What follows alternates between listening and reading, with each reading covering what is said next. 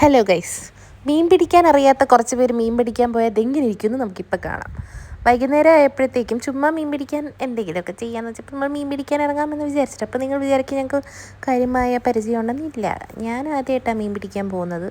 പണ്ട് കുഞ്ഞിലേ കാണും വല്ല മഴവെള്ളത്തിനകത്തൊക്കെ കമ്പിനകത്ത് നൂല് കെട്ടി മീൻ പിടിച്ചിട്ടുണ്ടെങ്കിലേ ഉള്ളൂ.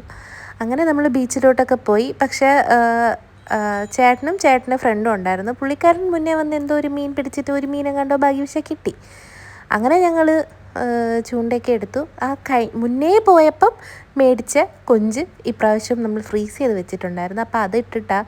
ഇനി അതിഷ്ടപ്പെടാഞ്ഞിട്ടാണോ എന്തോന്നറിയത്തില്ല, മീൻ കുറച്ച് പഴകിയിട്ടൊന്നുമില്ല, ഫ്രോസൺ പ്രോൺസ് ആണെന്നേ ഉള്ളൂ.